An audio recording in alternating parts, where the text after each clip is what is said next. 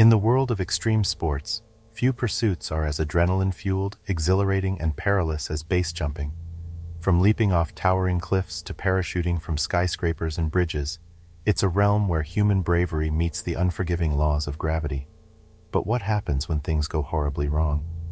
Today we're taking a deep dive into the heart-stopping stories of daring individuals who faced the ultimate risk and paid the highest price. As an experienced base jumper, 28-year-old Amber Bellows from Salt Lake City, Utah, was no stranger to the thrill and potential danger of the extreme sport she loved. However, on a clear day, she decided to take a 2,000-foot leap off Mount Kinnisava in Zion National Park, a jump that would tragically be her last. Witnesses were left in shock as her parachute, which should have blossomed above her, failed to deploy, turning her daring leap into a fatal plunge. The accident was particularly heartrending as Bellows had been happily married for only 2 weeks when the tragedy struck. Her husband, who had witnessed the horrifying incident, tried to reach her in a desperate rescue attempt. However, the steep, remote terrain of Mount Kinnisava thwarted his efforts.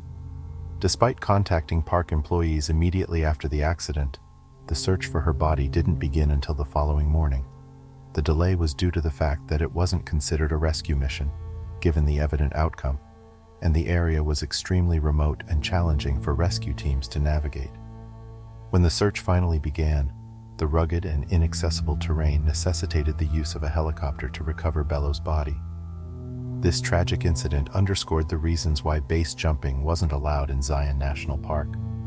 Authorities, while lamenting the loss of a life, took this incident as an opportunity to warn the public about the potential lethality of this extreme sport and why it's forbidden in such locations.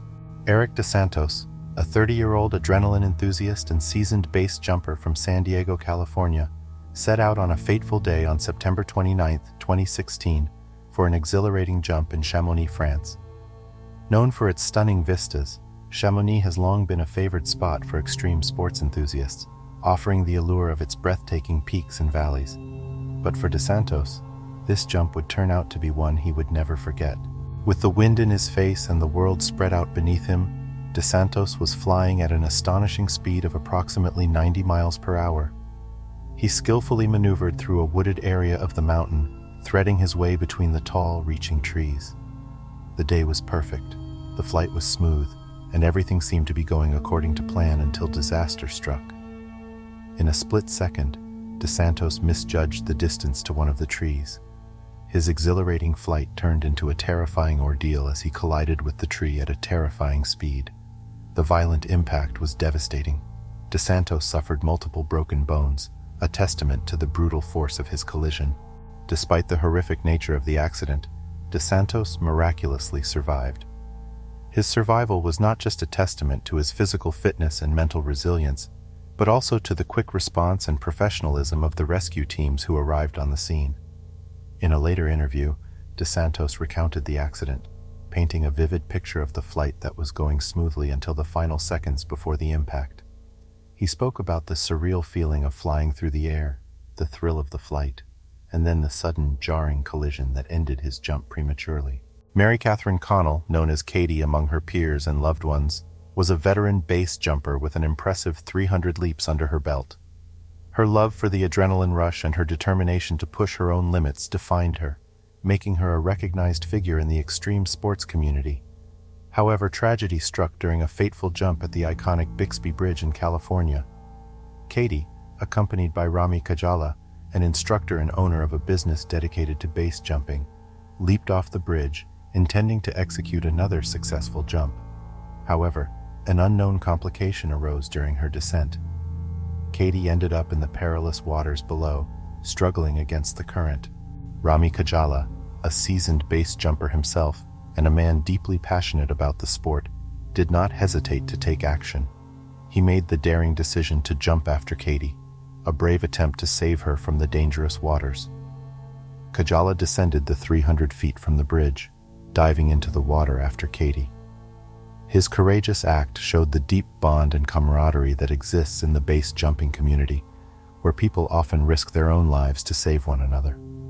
Sadly, despite Kajala's heroic efforts, both he and Katie perished in the incident. Their bodies were later recovered the same day, marking a dark day in the history of base jumping. Dwayne Weston, an Australian national, was no ordinary thrill-seeker. A prodigy in the world of base jumping, he was globally renowned for his exceptional skills as a wingsuit flyer. His extraordinary talents had earned him recognition as one of the very best in this high-risk sport. However, on a fateful day, October 5, 2003, during a proximity demonstration near Canyon City, Colorado, Weston's life was tragically cut short. He was performing a death-defying jump off the Royal Gorge Bridge, a majestic structure that stands as one of the world's highest suspension bridges. Weston, known for his meticulous planning and execution, was aiming to put on a show that would awe spectators and fellow jumpers alike. Unfortunately, during his flight, something went terribly wrong. Observers speculate that Weston may have misjudged the distance to the bridge, a critical error that proved fatal. This miscalculation, combined with erratic wind patterns on that particular day, the impact was so severe that it caused the disintegration of Weston's body, leading to his immediate demise. His body fell onto the rocky bottom of the Royal Gorge, some 295 feet below, a sight that horrified onlookers and sent shockwaves through the base jumping community. Dwayne Weston was only 30 at the time of the accident. His premature death, given his renowned expertise and stature in the sport, has been one of the most significant and shocking events in the history of base jumping. His tragic end serves as a stark reminder of the inherent dangers that come with the pursuit of extreme sports. Our next story harks back to the early days of the 20th century, to a time of rapid advancements in technology and the birth of modern aviation. This was an era of daring innovation, where many inventors risked their lives to push the boundaries of human capabilities. Among them was Franz Reichelt, a tailor by trade, an inventor by ambition. In 1912, inspired by the numerous fatalities in the nascent aviation industry, Reichelt set out to create a device that could save the lives of pilots. He envisioned a suit that could transform into a parachute, an invention that many would later consider as a precursor to the modern wingsuit. Reichelt's devotion to his vision was unwavering. Despite the concerns raised by his peers about the safety of his design and numerous discouragements, he pressed on. Reichelt conducted several tests, dropping dummies clothed in his prototype suit from his fifth-floor apartment. These tests, however, left Reichelt unsatisfied. Feeling the need for a higher testing ground, he sought and was eventually granted permission to test his prototype from the top of the Eiffel Tower, a monumental location that stood 984 feet or like 300 meters or above the ground. This audacious plan attracted considerable attention, with many members of the press and public eagerly anticipating the event. On the day of the demonstration, Reichelt stunned the crowd by announcing a dramatic change of plans. Instead of the dummies, he himself would make the jump, a decision that shocked and alarmed the spectators. Yet Reichelt was steadfast, believing in his invention. With everyone watching in bated breath, Reichelt climbed to the first stage of the Eiffel Tower, donned his suit, and took the leap of faith. Tragically, the suit that he had so meticulously crafted and believed in proved utterly ineffective. Reichelt plummeted to his death, a horrifying sight that sent shockwaves through the onlooking crowd. Franz Reichelt's fatal plunge is a poignant reminder of the immense risks pioneers often take when pushing the boundaries of human potential. His tragic end underscores the delicate balance between audacious innovation and the inherent dangers that come with testing unproven technology. As we recount his tale, let's remember his courage, ambition, and the sobering lessons his story offers. Remember, no matter how thrilling these stories may seem, the reality of base jumping can often be fatal, and it's not a pursuit to be taken lightly.